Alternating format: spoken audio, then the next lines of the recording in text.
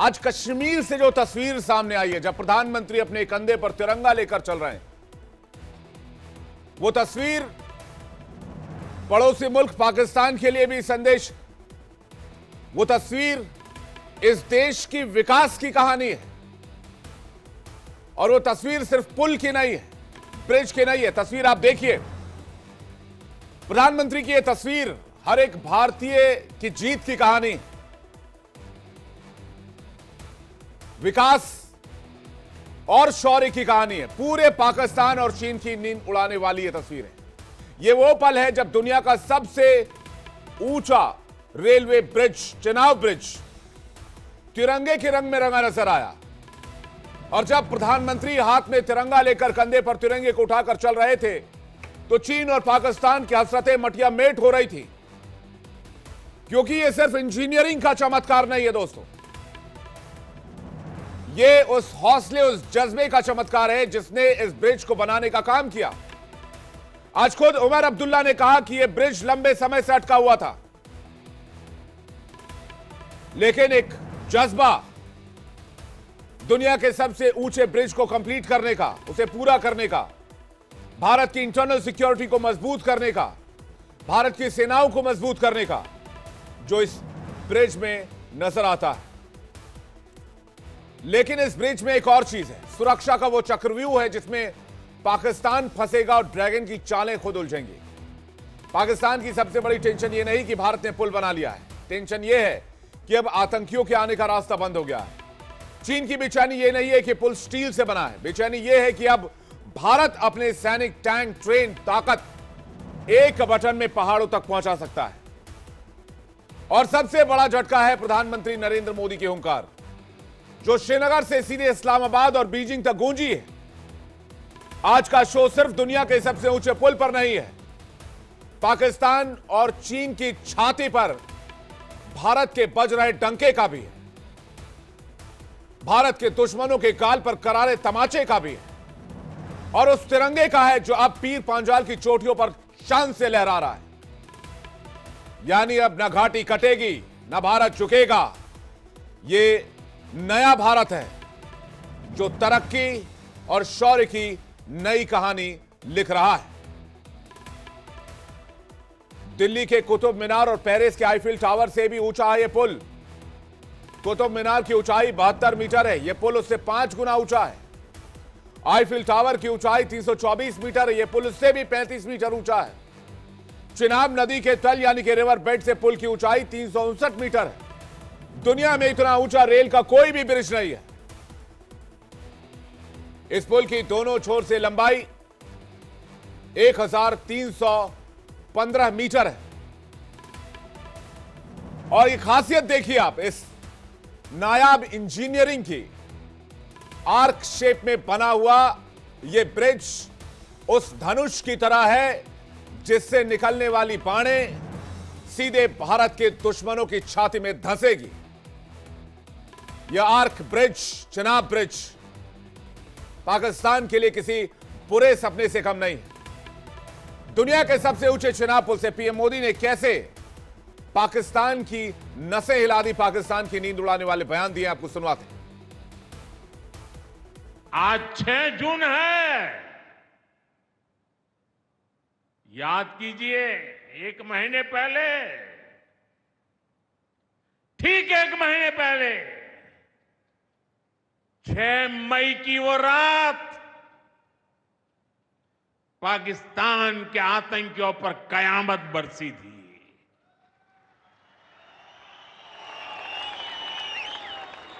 अब पाकिस्तान कभी भी ऑपरेशन सिंदूर का नाम सुनेगा तो उसे अपनी शर्मनाक शिकस्त याद आएगी।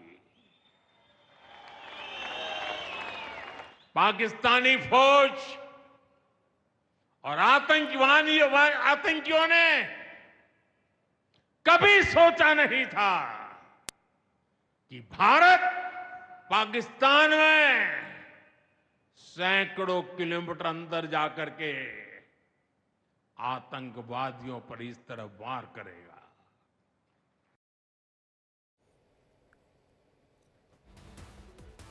जनाब, ब्रिज की खासियत भी देख लीजिए। लंबाई 1.3 किलोमीटर है, 17 पिलर लगाए गए, मेन आर्क 467 मीटर का और कुल ऊंचाई जमीन से 359 मीटर है। लेकिन शायद आपको जानकर हैरानी होगी कि इस ब्रिज को कब मंजूरी मिली थी। एक इंटरेस्टिंग फैक्ट मैं आपको बताता हूं। इस ब्रिज को बनाने की प्लानिंग कह लें, आइडिया कह लें या शुरुआत कह लें, करगिल वॉर के बाद इसकी जरूरत महसूस हुई थी। और करगिल वॉर कब हुआ था? 1999 में। आज हम कहां खड़े हैं? 2025 में। यानी कि 26 साल लगे इस ब्रिज को तैयार होने में। क्यों इतना देर हुआ? इसी पर आज बहस करेंगे। सवाल यह, चुनाव से पीएम मोदी ने पाकिस्तान को क्या क्लियर संदेश दे दिया है? भारत के विशाल ब्रिज को देखकर पाकिस्तान क्यों कांप रहा है? भारत ने चीन और पाकिस्तान की हसरतें मटिया मेट कर दी हैं। और सबसे बड़ा सवाल यह कि जब एक स्ट्रेटेजिक ब्रिज को बनकर तैयार होना था तो फिर इसमें इतना वक्त क्यों लगा? बातचीत करने के लिए राहुल आनंद, नेता बीजेपी, हमारे साथ जुड़ रहे हैं। उमाशंकर पांडे, प्रवक्ता कांग्रेस, हमारे साथ जुड़ रहे हैं। मेजर जनरल अनुज माथुर, डिफेंस एक्सपर्ट, हमारे साथ जुड़ रहे हैं। सौरभ दुबे, राजनीतिक विश्लेषक, हमारे साथ जुड़ रहे हैं। राहुल लाल, राजनीतिक विश्लेषक, हमारे साथ जुड़ रहे हैं। आप सभी मेहमानों का बहुत स्वागत है। चूंकि आज भारत के सबसे ऊंचे पुल, दुनिया के सबसे ऊंचे पुल का उद्घाटन हुआ है, तो मैं आप सभी मेहमानों को बधाई देता हूं, दर्शकों को भी बधाई देता हूं। और उमाशंकर पांडे जी से शुरुआत करें। उमाशंकर पांडे जी, एक ब्रिज जिसे 5, 6 साल, 8 साल, 10 साल में बन जाना चाहिए था, उसको बनाने में 26 साल लग गए। करगिल वॉर के बाद ही इस ब्रिज की जरूरत महसूस हुई थी। लेकिन अगर देर हुई तो फिर कैसे देर हुई, क्यों देर हुई? क्या ये नेशनल इंटरेस्ट के खिलाफ नहीं था? विवेक जी, आपका प्रश्न आपके एजेंडे के हिसाब से तो ठीक हो सकता है, लेकिन ये 272 किलोमीटर का प्रोजेक्ट जो दुर्गम शिवालिक और हिमालय की दुर्गम पहाड़ियों के सीने को चीर के बनाया गया, जिसमें भारत की सबसे बड़ी डिजाइनिंग संस्था डीआरडीओ, जिसकी स्थापना 1958 में पंडित नेहरू ने किया था, वहां से इसकी शुरुआत हुई। 1994 में जब पीवी नरसिम्हा राव जी देश के प्रधानमंत्री थे, तब ये माना गया कि कश्मीर को भारत के शेष राज्यों से जोड़ने के लिए एक ऐसे रेलवे ब्रिज की जरूरत है। और इसलिए उधमपुर श्रीनगर बारामूला रेल लिंक की शुरुआत 1994 में हुई। और तब से तमाम सरकारें आई। नरसिम्हा राव जी के बाद संयुक्त मोर्चा के 3 प्रधानमंत्री रहे, पंडित अटल बिहारी वाजपेयी जी प्रधानमंत्री रहे, और उसके बाद नरेंद्र मोदी जी आए। करीब 161 किलोमीटर, ये 272 किलोमीटर में से 161 किलोमीटर रेल परियोजना, जिसके 4 हिस्से हैं, उसके 3 हिस्से 2013 में ही बनकर तैयार हो गया था। उधमपुर कटरा ये 2014 में कंप्लीट हुआ। प्रधानमंत्री जी जब इन्होंने मई में शपथ लिया, तो मुझे लगता है 14 में, जून या जुलाई में वो कटरा स्टेशन का उद्घाटन करने गए थे। तो ये 3 परियोजनाएं पहले पूरी हो गई थी। बाकी जो चौथा इसका भाग था, उसको प्रधानमंत्री जी अब 2025 में वो पूरा हुआ, आज वो उसका उद्घाटन कर रहे हैं। अगर हम पूरे का एवरेज निकालते हैं निर्माण का, तो वो लगभग 9 किलोमीटर प्रति वर्ष का एवरेज औसत निकलता है। हमने नरसिम्हा राव जी जी रहे, भैया, आपने कुमार गुजराल जी रहे, जिसमें एचडी देवगौड़ा जी रहे, जिसमें अटल बिहारी वाजपेयी जी भी रहे, और नरेंद्र मोदी जी रहे। तो मुझे नहीं लगता कि परियोजना में कहीं कोई कभी स्पीड बढ़ी कभी घटी। आप ही निकाल के एवरेज देख लीजिए। नहीं, आपने पीसीआर भैया, आपने प्रतिवर्ष कितने किलोमीटर प्रति घंटे, कितने किलोमीटर प्रतिवर्ष के हिसाब से 272 किलोमीटर की परियोजना पूरी हुई है। जी, मैं ये कह रहा हूं, आपने तो बता दी कि भाई आपके एजेंडे के हिसाब से आपका सवाल सही हो सकता है। मेरा तो कोई एजेंडा है ही नहीं। फर्स्ट ऑफ ऑल मैं तो सवाल पूछा, सवाल को आपने एजेंडा बना दिया पांडे जी। दूसरा, आपने जो ये पोस्टमार्टम करा चुनाव ब्रिज का 1999 से लेकर 2025 तक का, इसमें आपने ये नहीं बताया कि आपके कार्यकाल में पूरा क्यों नहीं हुआ, जब 1999 में इसकी शुरुआत हो गई थी तब, या करगिल वॉर के बाद जब इसकी प्लानिंग कर ली गई थी तब? करगिल वार 1999 में हुआ विवेक, और ये परियोजना शुरू हुई थी 1994 में। यानी कि यूएसबी रेल लिंक ये परियोजना 1994 में नरसिम्हा राव जी के समय में शुरू हुआ था। आप जिस चुनाव रेल ब्रिज की बात कर रहे हैं, इसकी शुरुआत 2003 में हुई। तो पंडित अटल बिहारी वाजपेयी जी देश के प्रधानमंत्री थे। 2004 में डॉक्टर मनमोहन सिंह जी देश के प्रधानमंत्री हुए। अब आप ये सोच रहे हैं कि हिमालय और शिवालिक की पहाड़ियों पर 3 साल 4 साल में कोई प्रोजेक्ट पूरा हो जाएगा। तो मैं आपसे पूछना चाहता हूं कि 2014 में नरेंद्र मोदी जी देश के प्रधानमंत्री बने, तो 11 साल में क्यों नहीं पूरा कर लिया? 11 साल क्या कम होते हैं? अगर आप इसको 26 साल 1999 से 26 साल कह रहे हैं, तो 11 साल तो नरेंद्र मोदी जी रहे और 99 से 2004 तक अटल बिहारी वाजपेयी जी रहे, यानी कि 16 साल तो भाजपा की सरकार रही और बाकी के 3 साल संयुक्त मोर्चा की सरकार रही 1996 से 1999, यानी कि 19 साल, 26 में से 19 साल गैर कांग्रेसी सरकारें रही है। तो आप इसको कांग्रेस पर क्यों आक्षेप कर रहे हैं? मैं नहीं समझ। नहीं, मैंने कांग्रेस पर आक्षेप नहीं किया, मैंने तो सवाल पूछा। आपको पता नहीं हर बात आक्षेप क्यों लग जाता है? आप लोगों के साथ पता नहीं क्या प्रॉब्लम हो गया, मैं नहीं समझ पाता हूँ। सवाल भी आप लोगों को आक्षेप लग जाता है। मैं सवाल पूछता, आप कहते हैं आक्षेप लगा रहा हूं। राहुल आनंद जी आपको जवाब देना चाह रहे हैं, मैं आ रहा हूं। मैं जल्दी से मेहमानों का रुख कर लूं, बारी बारी से आऊंगा। राहुल आनंद जी, देखिए, सबसे बड़ी बात यह है कि आपके इस जो चर्चा की शुरुआत है उसके लिए आपके चैनल के माध्यम से देश की जनता का मैं धन्यवाद अर्पित करता हूं, क्योंकि उन्होंने जो देश की राष्ट्रीयता की और अखंडता पे जो भरोसा दिखाया और मोदी सरकार के द्वारा किए गए कार्यों की सराहना की, और उसका एक अहम हिस्सा देखने को मिला है। इस चर्चा की शुरुआत करने से पहले आपसे कहना चाहेंगे कि जो नरेंद्र मोदी जी आज तिरंगा लेकर जो चल रहे थे, वो एक बहुत बड़ा संदेश था। उसको थोड़ा सा और संक्षिप्त में अगर बात करें तो ये कहा जा सकता है कि हाथों में गीता रखेंगे, सीने में कुरान रखेंगे, मेल बढ़ाए जो आपस में वही धर्म ईमान रखेंगे, काशी और काबा भी होगा, पहले हिंदुस्तान रखेंगे। और आज जो हिंदुस्तान का शेर जो गर्जा है उस पुल के ऊपर, उस ब्रिज के ऊपर, ये पूरे दुनिया ने देखा है और खास करके हमारे पड़ोसी मुल्क ने, तो इसको देखकर उनके मन के अंदर डर की भावना उत्पन्न हो गई होगी। देखिए, कहने के लिए कोई कुछ भी कहे, लेकिन सवाल ये उठता है कि आपकी मंशा कितनी है कार्यों को करने के लिए। देखिए, निश्चित तौर पे जो कांग्रेस के प्रवक्ता जिस बातों को कह रहे थे कि 2004 से 10 के बीच में हमने काम को किया, लेकिन आपको बता दें उसमें कितना % काम हुआ। 2014 के बाद लगातार तेजी से काम को किया गया है। और यही नहीं, आपको मैं बता दूं, एक एक करके पॉइंट बता दूं कि माननीय प्रधानमंत्री जी ने एक बहुत महत्वपूर्ण बात कही थी। जब हमारे यहाँ उरी का जब घटना घटा था तो उस समय कहा था कि पानी और खून एक साथ नहीं बह सकता है। सबने इसका मजाक उड़ाया था। और जब सिंधु जल परियोजना को जब हमने स्थगित किया तो उस समय सब कह रहे थे कि कैसे रोक दोगे। तो ये चीजें दिखाई गई कि कैसे रोक देंगे और क्या हमने कर दिया, जो आज पूरे विश्व स्तर पर देखने को मिलती है। देखिए, सवाल वो नहीं है, सवाल ये है कि कांग्रेस ने हमेशा सरेंडर करने की नीति से अपने राजनीतिक की प्रक्रिया को आगे बढ़ाया है। उन्होंने उस समय भी सरेंडर किया था जब चीन को, क्योंकि अगर बातें करें, जो चीजें ये कह रहे थे, अगर बातें करें जवाहरलाल नेहरू जी को तो कुछ भारत के कुछ हिस्से के बारे में तब पता चला जब चीन ने कब्जा कर लिया, तब उनको पता चला ये भारत का हिस्सा था। लेकिन शांति वार्ता को स्थापित करने के लिए उन्होंने उस पर कुछ नहीं कहा। यही नहीं, 1971 में बातें कर ले तो उस समय भी सरेंडर कर गए थे, जब हमारी भारतीय सेना एकदम तैयार थी चीजों को पकड़ लेने के लिए। देखिए, बातें वो नहीं है विवेक जी, बातें ये है कि देश के राष्ट्रीय सुरक्षा से कभी कोई समझौता नहीं करना चाहिए। और कांग्रेस का तो इतिहास रहा है कि वो पाकिस्तान के एजेंट की तरह काम करते हैं। एक तरफ इनके डेलीगेट भारत का मान सम्मान अगर विदेशों में बढ़ा रहे हैं, वहीं इनके प्रतिपक्ष के नेता पाकिस्तान के सवाल भारत सरकार से पूछ रहे हैं। तो ये चीजें ये करते रहेंगे, ये कोई बहुत बड़ी बातें नहीं है। लेकिन भारत को अखंडता और आप ये कह रहे हैं कि कांग्रेस ने सरेंडर कर दिया था इसलिए ब्रिज नहीं बना? जी बिल्कुल, सरेंडर ही कर दिया था। क्योंकि देखिए, मैं आपको बता देता हूं कि चाइना नाराज हो जाएगा, चाइना डर जाएगा, इसलिए वो कुछ कर नहीं पाते थे। वो जो चीज करते थे चाइना वाले उनको करने देते थे। पाकिस्तान पे इसलिए हमला हम नहीं करेंगे, हमारे लोगों के भले सर काट के लेके जा सके पाकिस्तान, हमें कोई ऐतराज नहीं है, क्योंकि अगर हमने छुआ तो हमारे मुस्लिम वोट बैंक नाराज हो जाएगा। ठीक है, राहुल लाल जी के पास आ रहा हूं, सौरभ दुबे और माथुर सर आपके पास आ रहा हूं। राहुल लाल जी।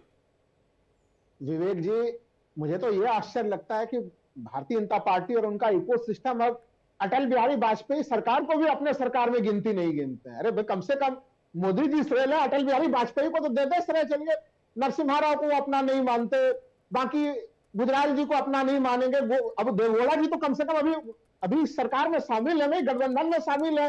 देवगौड़ा सरकार को भी क्रेडिट दे दीजिए उनके हिस्से का। देखिए, ये बड़ी दुखद स्थिति है। यहाँ पे जिस तरह से पुल बना है, देखिए पुल बना है, पुल को लेकर आज अश्विनी वैष्णव जी का बयान था। क्या बयान था विवेक जी? बयान ये था कि दोनों तरफ जो पुल बना है, कम से कम उस पुल का जो नीचे आधारभूत संरचना जो आप दिखा रहे हैं, धनुष नुमा जो पूरा पुल बना है, आधा आधा फुटबॉल ग्राउंड से ज्यादा का जो है कि बेस स्ट्रक्चर बना हुआ है दोनों हिस्सों में। और वो बेस स्ट्रक्चर कब बना था? वो क्या इसी सरकार के पीरियड में बना या फिर वो मनमोहन सिंह के पीरियड में बना? तो देखिए, काम एक निरंतरता में होती है और काम गुणवत्ता और क्वालिटी का जब चाहिए होगा विवेक जी, तो उसमें समय आपको लगाना पड़ेगा, टेक्नोलॉजी आपको लगाना पड़ेगा। नहीं तो हम लोगों ने तो देखा ही, अभी कुछ समय पहले माननीय प्रधानमंत्री जी ने दिल्ली में जो है कि एक रेल प्रोजेक्ट का उद्घाटन किया था। कुछ दिन पहले आंधी तूफान आया, उसके सारे जो है कि चीजें उखड़ पुखड़ के दिखनी शुरू हो गई। मुंबई मेट्रो की स्थिति हम लोगों ने देखी, पहली बरसात की स्थिति आई, हर तरफ जल भराव की स्थितियां हो गई। आधारभूत संरचनाओं का केवल निर्माण ही नहीं होना चाहिए, क्वालिटी पूर्ण निर्माण भी होना चाहिए, समयबद्ध और क्वालिटी के साथ। और वो चीजें हमें इस सरकार के अलग अलग मानक हमें खरे नहीं दिखते हैं। बिहार में तो आपने देखा ही होगा, पुल बिना पानी बिना चीजों के ही पुल जो है कि वहां पे गिर जाते रहे। बिहार में कितने पुलों की रिकॉर्डिंग हम लोगों ने जो है उसके ऊपर डिबेट किया। तो वो स्थितियां नहीं होनी चाहिए इस क्षेत्र में। और वहां पे हमें लग रहा है कि सभी सरकारों ने मिलकर, वर्तमान सरकार और पुराने सरकारों, सबों का योगदान है कि आज हम लोग वो ऐतिहासिक दिन देख रहे हैं। लेकिन मुझे बहुत दुख हो रहा है जब देश के सबसे बड़े पुराने पार्टी को पाकिस्तान का एजेंट कर दिया जाता है, जब कह दिया जाता है कि नेता प्रतिपक्ष पाकिस्तान की बोली बोल रहे हैं। इस सरकार के विदेश नीति की विफलता कितनी ज्यादा है वो खाली मैं चंद सेकंड में रख दूं। यूनाइटेड नेशन सिक्योरिटी काउंसिल में आतंकवाद से लड़ने वाले समिति का उपाध्यक्ष पाकिस्तान को बना दिया गया है। अब बताइए, हमारा जो अलग अलग विदेशों में जो टीम घूम रही है, जो गाना बजाना गाते हुए लगातार दिखाई दे रहे हैं हम लोग, कभी शशि थरूर अपने बेटे का प्रचार प्रसार करते हुए दिखाई दे रहे हैं, उसकी उपलब्धि कहां दिखाई दे रही है? शशि थरूर तो कल तक आपको बहुत पसंद थे, आज आप कह रहे बेटे का प्रचार कर रहे हैं, ये तो गलत बात है भाई साहब। राहुल लाल जी, उन्होंने और उनके बेटे वॉशिंगटन पोस्ट में जर्नलिस्ट हैं और वॉशिंगटन पोस्ट के हवाले से उन्होंने सवाल पूछा था, अगर आपको याद होगा।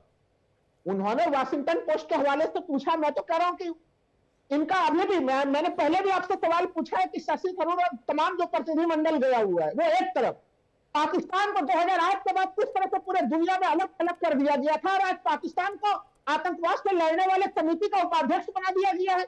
यह हमारे विदेश नीति की सफलता है। इस मामले पे हम लोगों को बड़ी गंभीरता के साथ देखना पड़ेगा कि पाकिस्तान को हम लोग आगे कर रहे हैं कि पीछे कर रहे हैं। अगर सरकार से सवाल पूछे जा रहे हैं, आप बताइए, सीडीएस में सवाल पूछे, वहां पे उनसे सवाल पूछा गया, उन्होंने जवाब दिया। हमारे विदेश मंत्री ने जो खुद प्रश्न उत्तर, उन्होंने खुद ऐसे बयान दे दिए कि वो विपक्ष को सवाल पूछने के लिए मजबूर कर रहा है। मैं तो केवल एक सवाल पूछ रहा हूं, माननीय प्रधानमंत्री जी, आज आपने उद्घाटन किया, बहुत अच्छा लगा।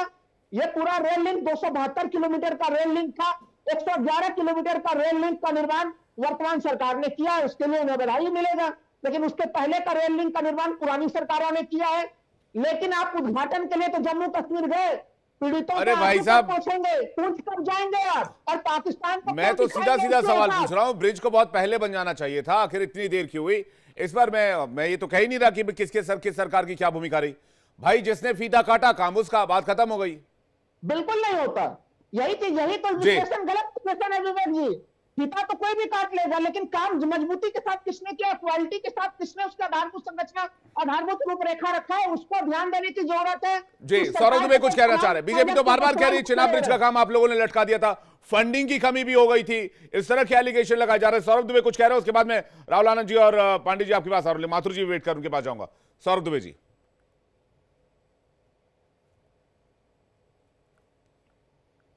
सौरभ दुबे जी माइक चेक कीजिएगा, आपकी आवाज नहीं आ रही।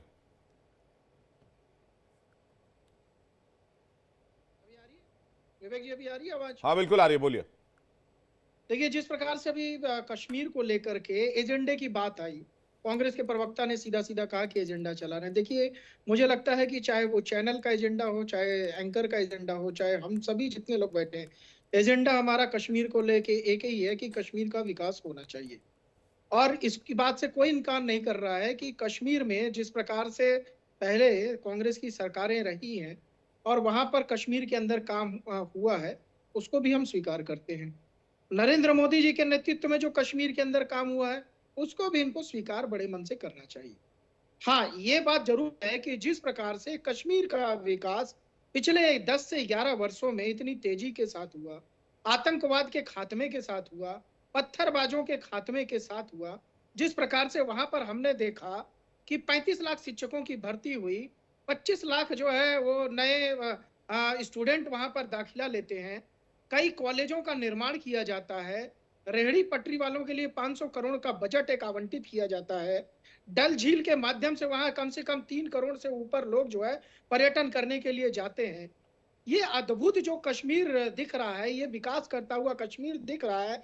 जिस लाल चौक पे लोग जाते थे तो ऐतिहासिक तौर पे बताते थे कि मैं लाल चौक जाकर के आया हूं, और डर के खौफ के साए में आज उसी लाल चौक पे तमाम हमने देखा टीवी चैनल के एंकर जो है जाते हैं और वहां पर खुली हवा में आराम से बातचीत करते हैं। आदरणीय राहुल गांधी जी, वहां उनकी बहन प्रियंका गांधी जी जाती हैं, बर्फ की वादियों में खेलती है। नहीं सौरभ तो जी, यही कहना कश्मीर क्या हमको चाह रहे चाहिए हैं? था। जल्दी कंप्लीट और कीजिए ना, ये आप बहुत कश्मीर, लंबा ले रहे हैं टाइम। मैं बता रहा हूं आपको कि ये कश्मीर का विकास बता रहा हूं। आपको नहीं समझ में आ रहा है कश्मीर का विकास? यही कश्मीर जो है, पहले का दृश्य क्या होता था जब कांग्रेस की सरकार अरे भाई, चिनाब ब्रिज को लेकर बातचीत हो रही है सर। चिनाब ब्रिज में कह रहे हैं, जयराम रमेश ने कहा है कि भाई हमारे काम का श्रेय मोदी जी ले रहे हैं, हमारे काम का फीता मोदी जी काट रहे हैं। चिनाब ब्रिज को लेकर यह कहा गया है आज जयराम रमेश की तरफ से प्रेस कॉन्फ्रेंस करके। ये इस पर बताइए। देखिए विवेक भाई, मैंने अभी तो जो उपलब्धियां थी ये बताई आपको, जो बढ़ता हुआ कश्मीर है। अब वो बताता हूं जिस पे आप जयराम रमेश जी की बात कर रहे हैं। कश्मीर जो है वो कांग्रेस के एजेंडे में एक ऐसा राज्य रहा है जो सियासी अखाड़ा बनाने की कोशिश की गई है। लगातार कश्मीर के अंदर हमने देखा आतंकवाद को बढ़ावा मिलता रहा। वहां पर आतंकियों के साथ जिस प्रकार से साठ घाट रही, जिस प्रकार से वहां के बड़े बड़े आतंकी आते थे और उसको पीएम के साथ मिलवा के मनमोहन सिंह के साथ रेड कारपेट बिछाया जाता था, ये वही कश्मीर है जहां पर बारामूला डिस्ट्रिक्ट से लेकर के तमाम ऐसी जगह थी जहां पर सड़कें तक नहीं थी, जाने के लिए लोग परेशान रहते थे। आज जिस बात की जयराम रमेश जी जिक्र कर रहे हैं, मुझे ये बताइए कि क्या इतने वर्ष भी उनको कम पड़ गए थे एक पुल के निर्माण के लिए? क्या प्रधानमंत्री नरेंद्र मोदी की सरकार आते ही वहां पर 11,000 किलोमीटर की अगर वहां पर रेलवे लाइन बिछाई जाती है, एक भव्य पुल का निर्माण किया जाता है, और वो जनता, वो जो है वहां के जो कश्मीर के मुख्यमंत्री हैं, वो भी इसका श्रेय जो है वो देते हैं प्रधानमंत्री नरेंद्र मोदी को, और कहते हैं मैं जब छोटा था, बचपन में था, तब से मैं कश्मीर का विकास देख रहा हूं, मुझे आज तक देखने को नहीं मिला। ठीक है। मुझे इन 5 से 6 वर्षों में जो अद्भुत विकास कश्मीर का देखने को मिला, ये इन्हीं के गठबंधन के साथ ही कह रहे हैं। तो जयराम रमेश जी को जरा वो समझा दें। कांग्रेस पार्टी कश्मीर का भला नहीं चाहती थी, ये आप कह रहे हैं। मैं पांडे जी से जवाब लूंगा, लेकिन माथुर सर से इसके स्ट्रेटेजिक फायदे को एक बार समझ लेते हैं। चिनाब ब्रिज स्ट्रेटेजिकली, रणनीतिक तौर पर किस तरह से फायदेमंद है इस देश के लिए? Sir Mathur sir. विवेक, इससे पहले कि मैं आपको स्ट्रेटेजिक एडवांटेजेस बताऊं इसके, मैं आपको एक बात कहना चाहता हूं कि देखिए, पिछले कुछ दिनों में, कुछ सालों में, कुछ दशकों में हमने बहुत अच्छे अच्छे काम किए हैं। बजाय उस पर राजनीति करने के और उसको छोटा दिखाने के, हम अगर ये सब मिलकर के कहें कि एक बहुत अच्छा काम हुआ है, तो मेरे को लगता है ये बहुत अच्छी बात होगी। हमने एक बहुत जबरदस्त विजय हासिल करी है ऑपरेशन सिंदूर में, उसको भी सबको उसका सम्मान करना चाहिए। किसने क्या किया उससे कोई मतलब नहीं है कि ये सन 1526 में इसका डीआरडीओ बन गया था, उससे कोई अर्थ नहीं है। हमारे देश की सफलता है। मेरा ये मानना है कि मैं आपके दर्शकों को और आप इस मंच को मुबारकबाद देना चाहूंगा कि हमने इतना बड़ा काम कर दिया।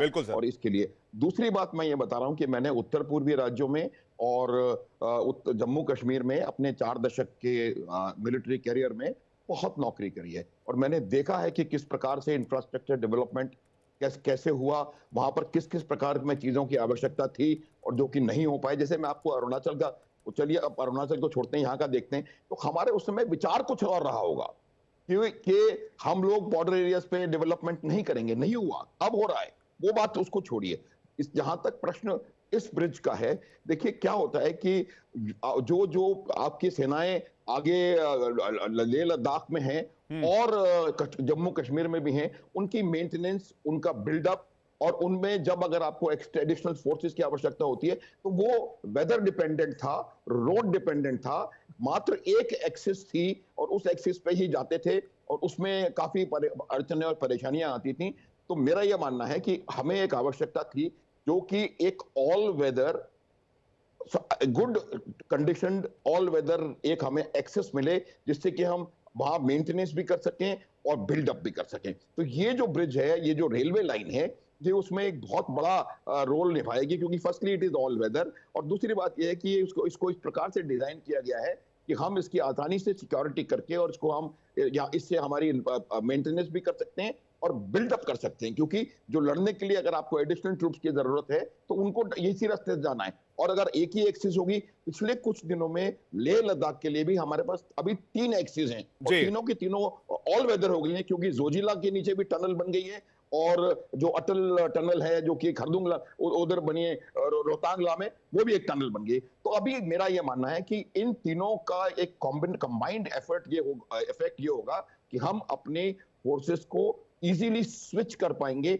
और बहुत आसानी से उनका बिल्डअप कर पाएंगे। ये एक बहुत इंपॉर्टेंट एस्पेक्ट होता है कि आपको 1999 में किस प्रकार से बहुत परेशानियों का सामना करना पड़ा था कि आप अपने उस जगह पर ट्रूप्स का बिल्डअप नहीं कर सकते, एमिनेशन आर्म्स पहुंचा नहीं सकते और कई परेशानियां थी, एयर एफर्ट आपके पास उतना होता नहीं है। तो मेरा यह मानना है कि एक बहुत जबरदस्त इजाफा हुआ है हमारी स्ट्रेटेजिक कैपेबिलिटी में, जिससे कि हम अपने ट्रूप्स का बिल्डअप और ट्रूप्स की मेंटेनेंस को बहुत आसानी से कर सकते हैं। दूसरी बात ये होती है कि आपको ट्रूप्स को स्विच करने की जरूरत पड़ती है, क्योंकि हमारे पास इतनी लग्जरी नहीं है कि हमारे पास same forces can be everywhere. तो ये स्विच करने में भी ये एक बहुत इंपॉर्टेंट एस्पेक्ट सिद्ध होगा कि आप कैसे जम्मू से दाएं और बाएं वहां जाकर के ट्रूप्स को स्विच कर सकते हैं। बिल्कुल, एक बड़ा फायदा तो दिखता है, लेकिन जैसे कि लगातार बातचीत हो रही थी कि भाई 2002 में जब इस प्रोजेक्ट को केंद्रीय प्रोजेक्ट घोषित किया गया, केंद्रीय वित्त घोषित,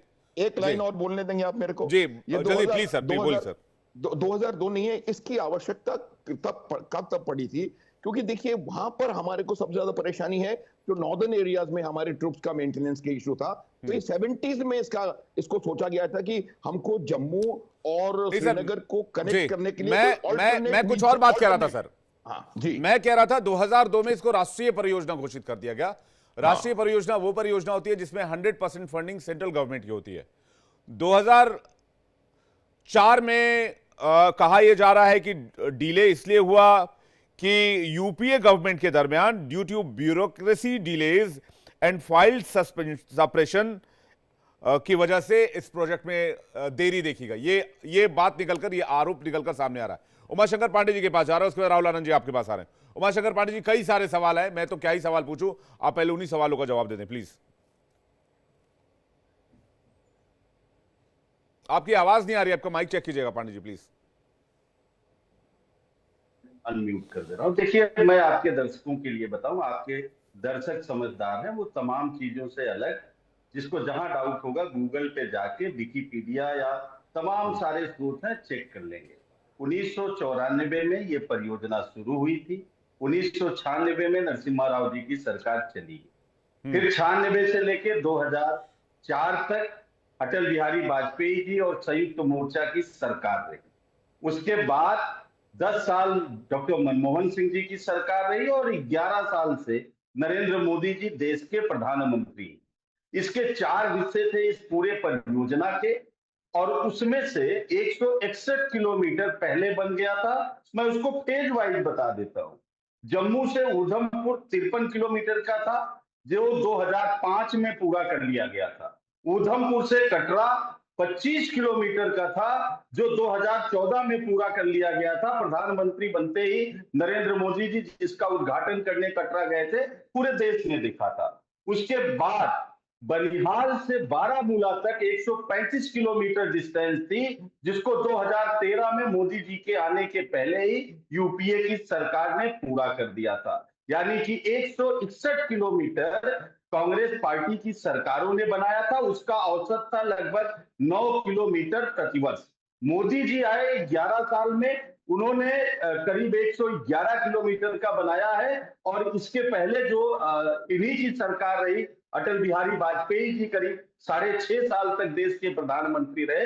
हम एवरेज निकालते हैं तो एवरेज आता है लगभग 9 किलोमीटर प्रतिवर्ष। यानी कि ना गति बढ़ी ना गति घटी। लेकिन अब ये कहना कांग्रेस को कोसने की जरूरत है तो वो कोसा जा रहा है। भाजपा के प्रवक्ता, पता नहीं कहां से भाजपा अवतारी लोगों की पार्टी है, ये पैदा नहीं होते, ये नॉन बायोलॉजिकल लोग आके डिबेट में बैठते हैं। वो बता रहे हैं कि पाकिस्तान से रोकने एथिकल का के मतलब लिए क्या ये होता किया है? गया। प्रभु, नहीं, इस तरह की भाषा का क्या मतलब? अरे भाई, डिबेट को डिबेट की तरह कीजिए ना पांडे जी। नॉन बायोलॉजिकल क्या होता है? कोई अवतार होता है क्या? नहीं नहीं, अवतार होता है कोई? एक मिनट नहीं, इस तरह की भाषा नहीं अच्छी लगती है ना पांडे जी। मैं नहीं कह रहा हूं, मैं विवेक जी नहीं कह रहा हूं, प्रधानमंत्री जी ने खुद कहा कि मुझे लगता है मैं नॉन बायोलॉजिकल हूं। मैं अपने नहीं, प्रधानमंत्री जी ने किसी के लिए थोड़ी कहा होगा, उन्होंने अपने लिए कहा होगा। आप किसके लिए कह रहे हैं सबको पता है जी। विवेक जी, प्रधानमंत्री जी ने खुद कहा है, मैं तो उनकी बात कर रहा हूं, मैं थोड़ा ही कह रहा हूं। अरे तो दुनिया कह रही है कि भाई फाइलें धूल फाक रही थी 4 से 14 के बीच में चिनाब ब्रिज की, रिडिजाइन किया गया, ब्यूरोक्रेसी डिलेज थी। ये तमाम सवाल सोशल मीडिया पर उठाए जा रहे हैं, आप देख लीजिए जाकर। मैं कोई अपने हवाले से थोड़ी कह रहा हूं। क्वेश्चन कर रहे हैं। हाँ, आपने जो 26 साल गिनाया 1999 से, उसमें 26 साल में कांग्रेस पार्टी की सरकार 10 साल रही, 16 साल भाजपा की सरकार रही। आपको भाजपा से पूछना चाहिए कि अरे भाई साहब, तो 2002 में जब इसको राष्ट्रीय प्रोजेक्ट घोषित किया गया तो फिर तो आपकी सरकार आ गई थी। 10 साल कोई कम थोड़ी होते किसी ब्रिज को बनाने के लिए। मैं जी, अरे विवेक जी, सुन तो लीजिए, थोड़ा तो न्याय करिए। 99 से आपने जिक्र किया, 99 से 4 तक 5 साल अटल जी रहे, और फिर ठीक है, 14 से ठीक है, वो टाइमलाइन सबको पता है। सौरभ दुबे आपको कुछ कहना चाह रहे हैं? उसका राहुल आनंद जी आपके पास आ रहा हूं। सौरभ दुबे जी जी। देखिए, जो पप्पू की पाठशाला में कुछ प्रयोग किए जाते हैं और पढ़ाए जाते हैं, वो सारे के सारे विषय मुझे लगता है कि व्हाट्सएप यूनिवर्सिटी से प्रेरित होते हैं। पहली बात। दूसरी बात, देखिए, निश्चित तौर पर जिस प्रकार से हमने कांग्रेस की सरकारों में देखा, तो कश्मीर को किस लिए जाना जाता था? कश्मीर को एक भ्रष्टाचार के रूप में जाना जाता था।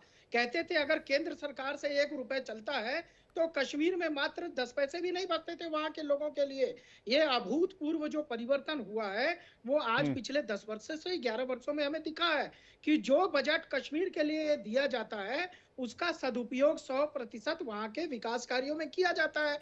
यही कारण है कि विवेक भाई, आप बार बार इनको बता रहे हैं, कांग्रेस के प्रवक्ता को, जिनकी मति भ्रष्ट हो चुकी है, जिनको समझ में नहीं आ रहा कि 2002 के बाद अगर उसको राष्ट्रीय परियोजना में डाल दिया गया, केंद्र से अगर बजट पूरा आ रहा है, 2004 से लेकर के लगातार 10 वर्षों तक यूपीए की सरकार रही, तो ऐसा क्या कारण रहा कि जो 1994 में पांडे जी जिक्र कर रहे हैं, वो अगली यूपीए की 10 साल की सरकार में नहीं बन पाया? ये वास्तव में एक दुर्भाग्यपूर्ण बात कह रहे हैं। और नरेंद्र मोदी जी इतने वर्षों के बाद अगर कोई ऐसा प्रधानमंत्री बनता है जो मात्र 10 वर्षों के अंदर उस पूरी परियोजना को पूर्ण कर देता है और साथ ही साथ वहां पर भ्रष्टाचार समाप्त कर देता है, तो ये तो वास्तव में सभी कश्मीरियों के लिए खुशी की बात है। देखिए, कश्मीर पे एक अंतर समझना पड़ेगा आपको। कश्मीर में पहले होता क्या था? कश्मीर में पहले होता था आतंकवाद को बढ़ावा मिलता था, पत्थरबाजों को बढ़ावा दिया जाता था, और साथ ही साथ भ्रष्टाचार जो दीमक की तरह कश्मीर की जड़ों में डाल दिया गया था, कश्मीर को घुन की तरह वो खाए जा रहा था। उसी घुन को पिछले 11 वर्षों में समाप्त किया गया, उसी पत्थरबाजों को समाप्त किया गया। वो कह रहे हैं भाई 1999 से लेकर 2025 तक 26 साल में 16 साल सरकार एनडीए की रही, तो फिर इसे एनडीए को ही पूरा करना चाहिए था, इसमें डिले क्यों हुआ? इसको लेकर सवाल पूछा जा रहा है। राहुल आनंद जी जवाब दे रहे हैं, उसके बाद में राहुल लाल जी आपके पास आ रहा हूं। पांडे जी एक सेकंड रुक जाए। राहुल आनंद जी। विवेक जी, सबसे बड़ी बात है ना कि लिखंत को बकंत की आवश्यकता नहीं पड़ती है। और देखिए, जो लगातार कांग्रेस के लोग इस बात को कह रहे हैं कि भारतीय जनता पार्टी ने जो कुछ भी किया वो हमने कराया, तो मुझे 5 सवाल का मेरे जवाब दे दे कांग्रेस के हमारे साथी।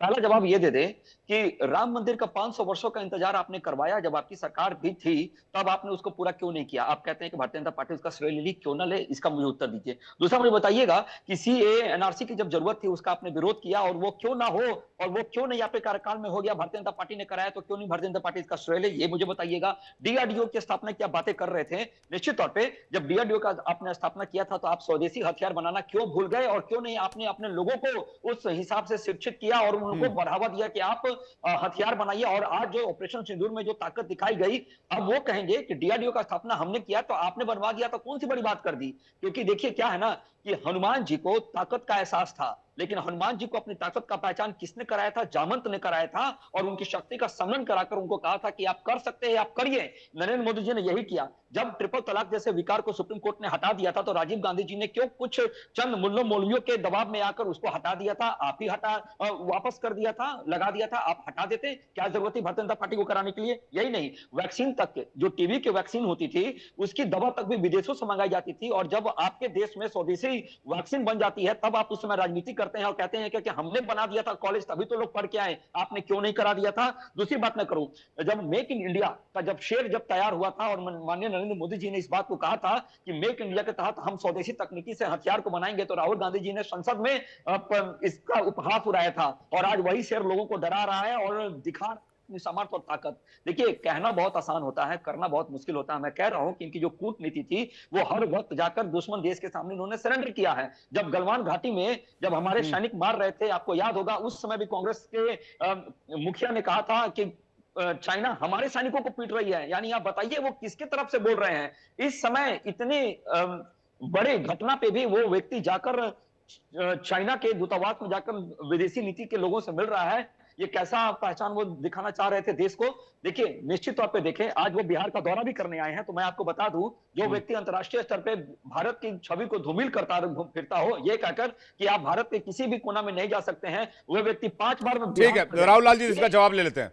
राहुल लाल जी, हमें लग रहा है कि राहुल आनंद जी को आपने विषय वस्तु नहीं बताया था। वो तो राम मंदिर से लेकर तमाम विषयों पे चले गए, जम्मू कश्मीर और चिनाब के पुल को छोड़ के। अब उन्होंने राम मंदिर का मामला उठा ही दिया। मैं इस डिबेट में राम मंदिर पर जाना नहीं चाहता था। राम मंदिर को लेकर अगर भारतीय जनता पार्टी कोई अध्यादेश लेके आती, कोई संसद से कानून बना के मंदिर का निर्माण करवाती, तब तो भारतीय जनता पार्टी श्रेय लेती। भाई, सुप्रीम कोर्ट ने आदेश दिया, उस आदेश का पालन कराए। तो क्या भारतीय जनता पार्टी और उनका इकोसिस्टम यह कहलाना चाहता है कि भारतीय सुप्रीम कोर्ट अब स्वतंत्र नहीं है? केंद्र सरकार ने अपने प्रभाव का प्रयोग करके सुप्रीम कोर्ट को प्रभावित किया? ठीक है, राम मंदिर पे किसी और दिन बात कर लेंगे। आप चिनाब ब्रिज पे जवाब दे दीजिए। हाँ, मैं बिल्कुल चिनाब ब्रिज पे ही आ रहा हूं। देखिए, ये आरोप जो लगाए जा रहे हैं कि काम की गति धीमी रही, काम की गति कहीं से भी धीमी नहीं थी। 2002 में जब ये प्रोजेक्ट को राष्ट्रीय प्रोजेक्ट घोषित किया गया, 2009 का लक्ष्य रखा गया था, लेकिन चुनौतियां काफी बड़ी थी। मैंने पहले ही कहा कि आपका समय के साथ भी काम होना चाहिए और क्वालिटी कंट्रोल के साथ भी समझौता नहीं होना चाहिए। भाई साहब, जो दस्तावेज है राहुल लाल जी, दस्तावेज के हिसाब से, मैं तो दस्तावेज पे बात करूंगा। मैं सवाल पूछता हूं तो कुछ लोग मुझे कह देते हैं कि भाई एजेंडा चला रहा है। 2003 में चिनाब के ब्रिज को मंजूरी मिली, इस परियोजना को। 2005 में निर्माण कार्य शुरू हुआ, 2009 में निर्माण कार्य पूरा हो जाना था। यह है टाइमलाइन। 2017 में 3200 कर्मी और इंजीनियर लगाए गए। काम न रुके, इसके लिए 52 रिहायशी ब्लॉक में इनके रहने की व्यवस्था की गई। 2021 में पुल के आर्क बनाने का काम शुरू हुआ, पुल पर ट्रैक बिछाने की भी शुरुआत हुई। 2024 में ट्रेन का ट्रायल रन पूरा किया गया। जिस परियोजना को 2003 में मंजूरी मिली, 2005 में काम शुरू हो गया, 2009 में कंप्लीट हो जाना था। क्या यह सवाल पूछना कि 2009 में कंप्लीट क्यों नहीं हुआ, 2025 में जाकर क्यों कंप्लीट हुआ, बकौल दस्तावेज, मैं कहीं से गलत हूं तो बता दीजिए। मैं उसी का तो उत्तर मैं दे रहा हूं। अब आप सोच के देखें ना कि काम का लक्ष्य कितना समय रखा गया था, 2009 तक में। प्रधानमंत्री 2014 में आ जाते हैं, तब तो अगर वो 6 वर्षों में ही काम हो जाना था कि उसको सीधे 3 से जुड़ के फिर 2009 में खत्म हो जाता वास्तव में काम, तब तो फिर ये काम 2020 में ही पूरा हो जाता। 5 वर्ष प्रधानमंत्री जी को भी नहीं लगता। और मैं पहले ही बता दे रहा हूं कि 2014 से पहले ही इसका बेसिक काम, आर्क नहीं बना था, आप सही कह रहे हैं, लेकिन दोनों तरफ फुटबॉल मैदान से आधे लंबाई से ज्यादा हिस्सा, जिसमें टनों टन जो है कि कंक्रीट और उसमें जो है कि स्टील, तमाम तरह की चीजों का प्रयोग किया गया, वो चीजें बनाई गई। कई बार एस्टिमेशन में गड़बड़ी होती है, समय का एस्टिमेट हम लोग नहीं लगा पाते हैं, किस एस्टिमेट पर। वो काम 2017 में शुरू हुआ था जिस काम की आप बात कर रहे हैं। 3200 कर्मी और इंजीनियर्स लगाए गए थे। वो काम 2017 में शुरू हुआ था जिसकी आप बात कर रहे हैं, जिस देश की आप बात कर रहे हैं। आप फैक्ट चेक कर लीजिएगा। विवेक जी देखिए, अभी तो यहाँ पर सौरभ जी ने एक तथ्य रखा था कि कश्मीर में 35 लाख जो है कि शिक्षकों की भर्ती हो गई और 25 लाख जो है कि छात्रों ने एडमिशन लिया। तो मैं तो देखिए, मैं तो कंफ्यूजन में नहीं हूँ, बिल्कुल जो भी रख रहा हूँ बिल्कुल तथ्यों के साथ एक एक तथ्य में रखता चला जा रहा हूँ यहाँ पे। और दूसरी चीज, कश्मीर के विकास को लेकर भी यहाँ पे जो तमाम तथ्य रखे गए सौरभ जी के द्वारा और तमाम लोगों के द्वारा, जरा मैं पहला सवाल तो ये खड़ा करता हूँ, कश्मीर का इतना विकास भारतीय जनता पार्टी और उनके तमाम सरकार ने, एजेंसियों ने कर दिया, तो कश्मीर की जनता ने उन्हें अस्वीकार नहीं क्यों भाई कर साहब, दिया? ब्रिज नंबर जो वन। है, नंबर देखिए वन। पुल जो है वो जोड़ने का काम करता है। आप लोग पुल के जरिए आपस में यहाँ लड़ रहे हैं, बताइए ब्रिज आप लोगों के बीच में वाद विवाद का विषय बन गया। मैं सौरभ दुबे जी के पास जा रहा हूँ, आपका जवाब लेने के लिए। सर माथुर सर आपके पास आ रहा हूँ। एक तथ्य और ले लीजिए हमारा। जी एक बताइए तथ्य। बताइए। विवेक जी, मैं कह दूं 2019 में जबकि वहां पे 370 नहीं हटाया गया था, और अगर आप नीति आयोग के सूचकों को देखेंगे तो कम से कम गुजरात से 15 मानक ऐसे थे जो जम्मू कश्मीर उसके ऊपर, गुजरात के ऊपर भारी पड़ता हुआ दिख रहा था। यह तथ्यात्मक स्थिति है, नीति आयोग के आंकड़े में रखा हुआ है यहाँ पे। मैं समझा नहीं आप। 2019 से पहले मैं समझा नहीं आप। 370 से पहले ही अगर आप जम्मू कश्मीर और गुजरात राज्य की तुलना करेंगे तो नीति आयोग ने अपने एक रिपोर्ट में दिया था कि कम से कम 15 ऐसे मानक हैं जिसमें गुजरात के ऊपर जम्मू कश्मीर भारी पड़ता हुआ दिख रहा था। मतलब मैं अगर आसान भाषा में दर्शकों को बताऊं तो आप ये कह रहे हैं 370 से पहले जम्मू कश्मीर ज्यादा खुशहाल था, 370 के बाद जम्मू कश्मीर में खुशहाली कम हो गई। वाह सर, गजब, कमाल है। कुछ भी मैं ये कह रहा हूं, नीति आयोग के आंकड़े बता रहा हूं। अरे तो क्या है उसमें नीति आयोग का आंकड़ा? क्या, कौन से वो 15 मानक हैं? मैं बता दे रहा हूं, आप वही बात करने नहीं दे रहे। 2 करोड़ 40 लाख 30 लाख पर्यटक 2024-25 फाइनेंशियल ईयर में वहां पर पहुंचे। आप क्या बात कर रहे हैं? अगर 2.25 करोड़ पर्यटक गए हैं तो क्या वो वहां पर पैसा खर्च करके नहीं आए होंगे? उससे वहां के लोगों की खुशहाली नहीं बढ़ी होगी? क्या वहां का पर कैपिटा इनकम नहीं बढ़ा होगा? राहुल लाल, ये क्या बात कर रहे हैं? आपकी कश्मीर गुजरात से कश्मीर ज्यादा खुशहाल था।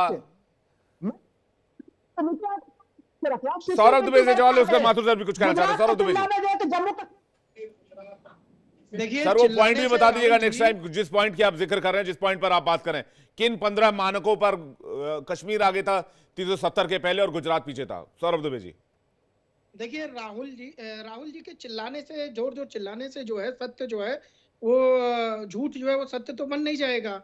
तो ये जिस झूठ की बात कर रहे हैं, देखिए लगातार जब प्रधानमंत्री मनमोहन सिंह थे, अभी विवेक भाई आपने भी याद दिलाया, तो उस समय उद्घाटन का काम होता था सिर्फ। भाई 13 अप्रैल 2005 को मनमोहन सिंह जी ने जम्मू और उधमपुर के बीच जो 53 किलोमीटर की लाइन थी उसका उद्घाटन किया था, ये सब जानते हैं। कार्य कितना हुआ इसका नहीं पता, उद्घाटन हुआ था। फिर 11 अक्टूबर 2008 को मनमोहन सिंह जो है अनंतनाग और मजहोम के बीच 66 किलोमीटर का, उसका भी उद्घाटन उन्होंने किया था। ठीक है, कोई बात नहीं। बारामूला के बीच में जो रेल लाइन थी उसका उद्घाटन भी मनमोहन सिंह जी ने किया था। 29 अक्टूबर 2009 को अनंतनाग और कांजीकूट के बीच में जो है 18 किलोमीटर की लगभग लाइन थी, उसका भी उद्घाटन किया था। और 26 जून 2013 को कांजीकूट से बनिहाल यानी 11 किलोमीटर का। ये सब जो जिक्र है ये उद्घाटन का है। लेकिन बीच में जो बार बार राहुल जी कह रहे हैं क्वालिटी पूर्ण काम होना चाहिए, क्वालिटी पूर्ण काम होना चाहिए, वो क्वालिटी पूर्ण काम जो है नहीं हो पाया था। यही मैं बता रहा हूं आपको कि सिर्फ केंद्र के माध्यम से जो पैसा आवंटित किया जाता था वहां के लिए, उसमें बहुत बड़े पैमाने पर भ्रष्टाचार होता था। इसलिए जो काम की गति थी वो बहुत स्लो थी, और वो काम जो क्वालिटी पूर्ण की बात कर रहे हैं वो नहीं हो पाता था। मनमोहन सिंह के बाद जब प्रधानमंत्री नरेंद्र मोदी की सरकार आती है, वो लगातार क्वालिटी बेस्ड और भ्रष्टाचार मुक्त काम वहां पर लोगों को लगाती है कि 1 रुपए का भी भ्रष्टाचार नहीं होना चाहिए, और जितना जल्दी से जल्दी हो सके कश्मीरियों को इस पुल का लाभ मिलना चाहिए। कारण यही है कि लगातार मैंने जो बिंदुशः क्रमशः आपको कश्मीर में एक से एक विकास के कार्यक्रम बताए, उसकी अगली कड़ी जो ये अभी आज का उद्घाटन हमने देखा है वो ये थी। और उद्घाटन ही नहीं है सिर्फ ये, यहाँ पर बकायदे वंदे भारत जो एक ट्रेन का जो है जो चलने जा रही है। मुझे ये बताइए कि जब तक कांग्रेस की सरकार थी, क्या तो वो कांग्रेस पार्टी तो लगातार कह रही है ना, प्रधानमंत्री श्रेय लेने में आ गए हैं। कश्मीर के अंदर किसी ट्रेन का आवागमन था क्या इन्होंने कश्मीर के अंदर कभी सोचा कि जो भारत में रहने वाले दिल्ली पंजाब लोग हैं वो ट्रेन के माध्यम से कश्मीर तक डायरेक्ट जा सके? क्यों नहीं सोचा आपने? कारण समझा क्यों? क्योंकि चाहते ही नहीं थे कि कश्मीर जो है वो भारत से पूर्ण रूप से जुड़े। ये कहीं ना कहीं चाहते थे एक अलगाववादी जो वहां पर है, जो अलगाववादी पनप रहे थे, उनको बढ़ावा दिया जाए। लगातार जिस प्रकार से एक वहां के बड़े आतंकवादियों को पीएमओ बैठाया जाता था, रेड कारपेट पे बुला बिछा करके बुलाया जाता था, उसको बिरयानी खिलाई जाती थी, उस यासीन मलिक के बारे में आप सोचिए, क्या वो कभी चाहेगा कि इस तरह के पुल का निर्माण हो? क्या वैसे जो आतंकवादी मंसूबे पलने वाले लोग जो है वो चाहते थे कि कश्मीरियत का विकास हो? नहीं चाहते थे। देखिए, डिफेंस एक्सपर्ट साहब बैठे हैं, बहुत अच्छी बात कही। आप कमी निकालने की बजाय आप ये बात पे रखिए कि अगर कांग्रेस आपके पार्टी समय का काम ये हुआ तो कहना है कि प्रधानमंत्री जो नरेंद्र काम मोदी ने मनमोहन जी उसको सरकार पूर्ण किया। के अगर आप दरमियान उसको किया पूर्ण गया नहीं कर उसका पाए जिक्र क्यों नहीं होता, उनके कंट्रीब्यूशन को क्यों नहीं याद किया जाता सौरभ दुबे, ये सवाल है बेसिकली। आज जयराम रमेश भी यही कह रहे थे कि जब 272 में से 160 किलोमीटर ट्रैक का उद्घाटन 2014 से पहले हो गया था, तो कोई भी काम निरंतरता में होती है, और अगर काम निरंतरता में होती है तो उसके लिए सभी सरकारों को इसका श्रेय जाता है। भाई मैं आपको मैं तो श्रेय देने से मना नहीं कर रहा हूं, लेकिन जब आज यही लोग कहते हैं कि इंदिरा गांधी के समय युद्ध में पाकिस्तान के परखचे उड़ा दिए थे, और आज कहते हैं कि प्रधानमंत्री नरेंद्र मोदी के लिए सरेंडर शब्द का यूज करते हैं, तो जब ये इस देशद्रोही तक का कार्य करने तक आ जाते हैं, जब इस कदर ये आ जाते हैं कि हिंदुस्तान का अपमान हो, हिंदुस्तान की सेना का अपमान हो, तो कहीं ना कहीं भारतीय जनता पार्टी एक राजनीतिक पार्टी है, वो तो कहेगी कि भैया हमारी सरकार में हमने ये काम किया है, अपने सरकार के अंदर किए हुए ठीक है। काम को उमाशंकर बनाना। पांडे जी जवाब नहीं, मुझे लेकिन लगता है माथुर कि सर बुरी कुछ कहना बात चाह नहीं रहे हैं। पांडे जी एक सेकंड में आ रहा हूं, माथुर सर का पूरा कर ले। माथुर सर। हाँ विवेक, देखिए मैं 2-3 बातें आपको बता देना चाहता हूँ। देखिए जिस रेलवे ट्रैक की हम बात कर रहे हैं लगातार, उसमें सेगमेंट्स हैं। जो बनिहाल से लेकर के बारामूला तक का सेगमेंट है वो बिल्कुल ये, क्योंकि यहाँ बैठ करके बातें करना बड़ा आसान है। मैंने वो 18 साल 20 साल कश्मीर घाटी में लगाए हैं, जबकि ये काम था नहीं था, शुरू हो गया था, बंद हो गया था, सब चीज मेरे को एक एक पता है। तो जो वो बनिहाल से लेकर के और बारामूला तक का जो ट्रैक है वो बिल्कुल प्लेन है, बिल्कुल एज प्लेन एज दिल्ली, वो सेगमेंट। दूसरा सेकंड टफर सेगमेंट जो है वो जम्मू से उधमपुर तक का है। तो अगर हम वो परसेंटेजेस में और इतने किलोमीटर इतने साल में उसमें गुजरे हैं, तो मेरा ये मानना है कि जो सेगमेंट टफेस्ट था वो उधमपुर से लेकर के और श्रीनगर बनिहाल तक का सेगमेंट है, वो टफ था। फिर भी मैं ये कह रहा हूं कि हमें इसमें नहीं घुसना चाहिए। हमारे देश के लिए एक बहुत बड़ा दिन है आज कि हमारी कनेक्टिविटी वैली से हो गई है बाय रेल। तो let us all enjoy and rejoice. इसमें एक दूसरे के ऊपर आप उसने कर दिया मैंने कर दिया, मुझे लगता नहीं कि ये एक बहुत परिपक्व तरीके का बात सोचने की है। और ये भी निश्चित है कि जो प्रधानमंत्री होगा रिबन वही काटेगा। अगर 2005 में मनमोहन सिंह जी ने कोई रिबन काटा है तो वो काम 1998 में शुरू हुआ होगा, तभी तो 2005 में खत्म हुआ है, तो उसका सारा क्रेडिट किसी एक को कैसे मिल जाए? तो ये कोई क्रेडिट लेने देने की बात मेरे हिसाब से नहीं होनी चाहिए। ये हमारे लिए पर्यटकों के लिहाज से, एक आर्थिक दृष्टिकोण से, सामरिक दृष्टिकोण से और सोसाइटल दृष्टिकोण से, तीनों तरीके से एक बहुत जबरदस्त काम खत्म हुआ है, और इसके लिए हमें सबको प्रसन्न होने की आवश्यकता है। और एक दो चीजें और मैं आपको बताने का प्रयास करूंगा। देखिए, आर्म्ड फोर्सेस की जो रिक्वायरमेंट्स होती हैं वो कभी कभी दूसरी रिक्वायरमेंट्स के ऊपर उनको तरजीह मिलनी चाहिए। और मेरा जो पर्सनल एक्सपीरियंस से बोल रहा हूं, मेरे को किसी की सुनी हुई या किसी गूगल या विक्की या टिक्की कहीं जाने की आवश्यकता नहीं है। मैं अपने पर्सनल एक्सपीरियंस से बता रहा हूं कि जो इंफ्रास्ट्रक्चरल डेवलपमेंट बॉर्डर एरियाज में होना चाहिए था, वो कहीं ना कहीं, वजह कुछ भी हो, कोई उनकी सोच रही होगी, मैं किसी के ऊपर आक्षेप नहीं लगा रहा हूं, सैनिक हूं मैं, मेरा काम आक्षेप लगाना नहीं है, लेकिन वो इंफ्रास्ट्रक्चरल डेवलपमेंट कहीं ना कहीं मिसिंग था, उसको एकदम गति मिली है। आज जो अरुणाचल प्रदेश के 3-4 सेगमेंट्स हैं, उनमें एक जगह से दूसरी जगह जाने में आर्म फोर्सेस को स्विच करने में हफ्तों महीनों लग जाते थे, वो अब रोड बनने की वजह से खड़ाक से एक कुछ घंटों में शिफ्टिंग हो रही है। तो ये बहुत जबरदस्त इंफ्रास्ट्रक्चरल डेवलपमेंट जो हुआ है वो पिछले 10-15 सालों बॉर्डर में देखा है। एरिया इंफ्रास्ट्रक्चर को लेकर बहुत आवश्यक है विवेक। मैं इसलिए बताऊं कि सेना सामरिक दृष्टिकोण से बहुत आवश्यक था, ज्यादा दिलचस्पी पूर्ववर्ती सरकारों में नहीं दिखाई जाती थी। ठीक है, मैं सीधे जा रहा हूं, रुक कर रहा हूं उमाशंकर पांडे जी का। उमाशंकर पांडे जी, फ्लैट ट्रैक पर रेलवे लाइन बिछाना और डिफिकल्ट टेरेन पर ब्रिज बनाकर उसको एक्सेस करना, आगे बढ़ाना, दो अलग अलग चीजें होती हैं। विवेक जी, देखिए, मैं सेना का बहुत सम्मान करता हूं, लेकिन अगर सेना के साथी प्रवक्ता के रूप में बैठे हैं और कुछ चीजें मुझे नहीं समझ में आ रही, तो मैं उसका जवाब देना चाहता हूं। पहली बात तो आपने पूरी कश्मीर घूमा होगा, लेकिन आपसे ज्यादा मैंने भी कश्मीर और जम्मू कश्मीर नहीं घूमा है। पूरा मेरा भी घूमा हुआ है, 4 साल में वही रहा हूं as a Congress party incharge. पहला, आप बताइए, अगर आपने सब घूमा है माथुर साहब, तो विद ड्यू रिस्पेक्ट मैं आपसे पूछ रहा हूं कि रोड ब्रिज की सेवा करिए। सुन लीजिए, ये जो मेहराब वाला, सुनिए, अब मत बोलिए, ये मेहराब वाले स्टाइल से ये जो रेल ब्रिज बना, इसके बगल में एक रोड ब्रिज भी बना है, इसी आर्किटेक्चर पे। वो कहां बना है? इसी चिनाब पर बना है। कहां बना है? मैं गया हूं, मैं था वहां पे उस समय। रोड केबल ब्रिज एक बना है। कहां पे बना है? मैं था, मैं उसके उद्घाटन में था। कहां पे है वो माथुर साहब? नहीं पता होगा आपको, मैं बताता हूं। वो अखनूर में है, जो इसी मेहराब स्टाइल में बना है। और दूसरा जो है वो बनी से आते हुए जो केबल ब्रिज है, पहला केबल ब्रिज, वो डॉक्टर मनमोहन सिंह जी की सरकार में वहां बना था। मैं उसके उद्घाटन में था। और सुनिए, अब विवेक जी, मैं आपका जवाब देता हूं। आपसे हमारी कोई आपत्ति नहीं है, लेकिन आप जो पक्षपातपूर्ण प्रश्न कर रहे हो उस पर मैं जरूर ऑब्जेक्शन करूंगा। 1994 से लेके 2025 तक 31 साल होते हैं विवेक जी। 31 में 12 साल कांग्रेस की सरकार रही, 3 साल संयुक्त मोर्चा की रही, और सबसे ज्यादा 16 साल भारतीय जनता पार्टी की सरकार रही। तो आपको सबसे ज्यादा आक्षेप भारतीय जनता पार्टी पर करना चाहिए। आगे सुनिए। इसके अलावा नौशेरा चेनानी का जो टनल बना था, वो डॉक्टर मनमोहन सिंह जी की देन है। उसकी तस्वीरें जब प्रधानमंत्री जी श्रेय लेने गए थे तो पूरे देश ने देखा। इसके अलावा जोजिला पर, जिसका अभी आप जिक्र कर रहे थे, जो टनल बना, उसका भी जो फाउंडेशन स्टोन रखा गया, उसकी जो बजटिंग हुई, वो सब कुछ डॉक्टर मनमोहन सिंह जी के समय में हुआ। राहुल गांधी जी और डॉक्टर मनमोहन सिंह जी वहां गए थे। इसके अलावा 158 इंदिरा गांधी जी के समय में 1983 में 158 पुल और 20 टनल इंदिरा गांधी जी के समय में बना, जब पहला रेल प्रोजेक्ट जम्मू कश्मीर में आया था 1983 में।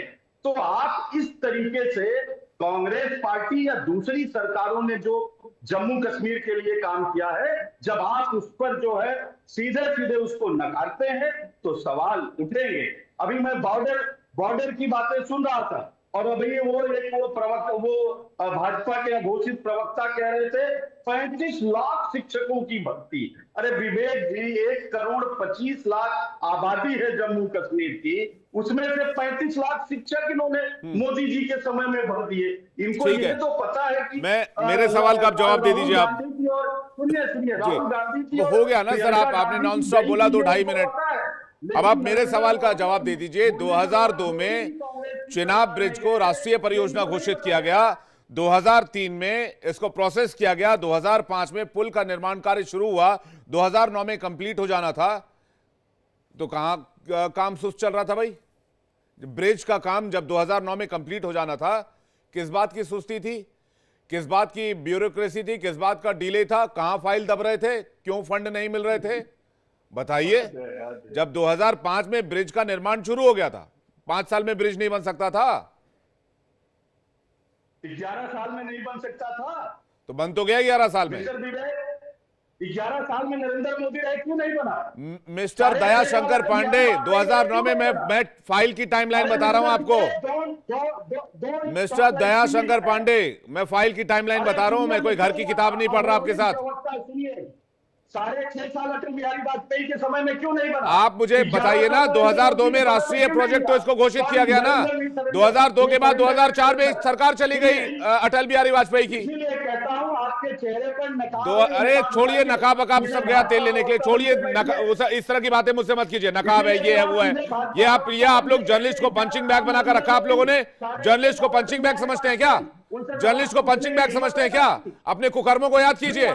जर्नलिस्ट को पंचिंग बैग समझते हैं क्या? आप पंचिंग बैग समझते हैं? ये नकाब लगा के रखे, ये फेस लगा के रखे, ये है, ये गोदी मीडिया, ये फलाना ढिमका। अरे कमाल है भाई। नहीं, आपका चेहरा बेनकाब हो रहा है, हमारा चेहरा बेनकाब नहीं हो रहा है। आप बेनकाब हैं। 11 साल से सत्ता से आप बाहर हैं, इसलिए आप बेनकाब हैं, इसलिए आपकी बौखलाहट है। ये आप परेशान हैं, आप परेशान हैं भाई साहब। अपनी परेशानी का इलाज करवाइए दयाशंकर पांडे जी। मिस्टर विवेक शांडिल्य बोल देने से फैक्ट नहीं बदल जाएंगे। 2009 में जब ब्रिज का काम पूरा हो जाना था तो पूरा हो जाना था। मिस्टर विवेक शांडिल्य कोट करके लाउड बोलने से, चीखने चिल्लाने से फैक्ट नहीं चेंज होगा। मिस्टर विवेक शांडिल्य बोल देने से, ठीक है? Mister Umashankar Pandey ji, noted, note कर लीजिए इसको। 6.5 साल अटल बिहारी वाजपेयी क्यों नहीं बना पाए? पूछने की हिम्मत है? अरे भाई साहब, आपके सामने ही पूछ रहा हूं, हिम्मत की बात कर रहे हैं आप। आपके सामने 10 बार सवाल पूछा मैंने। आप अपनी तरह मत समझिएगा कि किसी एक परिवार से सवाल पूछने में दिक्कत होती है और किसी परिवार की पार्टी से नहीं आता मैं, किसी परिवार की पार्टी से नहीं आता मैं। सबसे सवाल पूछता हूं, आपके सामने 50 सवाल पूछा है मैंने, सौरभ दुबे जी से, राहुल आनंद जी से भी। किसी परिवार की पार्टी का प्रवक्ता नहीं हूं मैं, किसी परिवार की पार्टी का प्रवक्ता नहीं हूं मैं। और सवाल कांग्रेस से ये आपकी बेहतर। अरे भाई साहब, सवाल क्यों नहीं पूछेंगे भाई? क्यों नहीं पूछेंगे? क्यों नहीं पूछेंगे? क्यों नहीं पूछेंगे? सवाल सबसे पूछेंगे, सबसे पूछेंगे सवाल सबसे पूछेंगे। ये आप तय नहीं करेंगे हमें किससे सवाल पूछना है, किससे नहीं पूछना है। सवाल सबसे पूछा जाएगा यहाँ पर, सवाल सबसे पूछा जाएगा। उमाशंकर पांडे जी रिलैक्स कीजिए, सवाल सबसे पूछा जाता है। सौरभ दुबे कुछ कहना चाह रहे हैं? सौरभ दुबे जी। विवेक भाई जी, देखिए आपने इनकी कलई खोल दी। जिस प्रकार से, जब बात तो हम तो डिस्कस ही कर रहे हैं, क्या पिछले मनमोहन सिंह की सरकार में हुआ, क्या मोदी जी की सरकार में हुआ, लेकिन इन्होंने हमारे सेना के मेजर जनरल, बताइए, इतने बड़े घोषित भाजपा प्रवक्ता बता रहे हैं, बताइए। सेना के एक मेजर जनरल का सम्मान नहीं है इनको, उनसे बात करने का तरीका नहीं पता है इनको, और कहते हैं देश की सेना का सम्मान करते हैं, देश की सेना का रेस्पेक्ट करते हैं। सम्मान नहीं करते, जिन्होंने सर्विस किया, जिन्होंने इस देश को सेवा दी है, उनसे बात करने का तरीका नहीं पता है। उंगली दिखाकर बात करने से कोई फायदा नहीं है। Umashankar Pandey ji, you are exposed, आप एक्सपोज हो चुके हैं। बिल्कुल, मैंने सीधा सवाल पूछा, भाई आपके टेन्योर में क्या हुआ, आपके टेन्योर में क्या हुआ? आप लोग आपस में बयानबाजी कर रहे हैं। जयराम रमेश उधर से कह रहे हैं हमारा श्रेय हमको नहीं दिया गया, इधर से बीजेपी कह रही है हमने ब्रिज काम कंप्लीट किया है। मैं तो दोनों पक्षों को रख रहा हूं, चीखने चिल्लाने से कोई फायदा नहीं है। डिबेट में फिलहाल इतना ही। आप सभी मेहमानों का बहुत शुक्रिया हमारे साथ जुड़ने के लिए।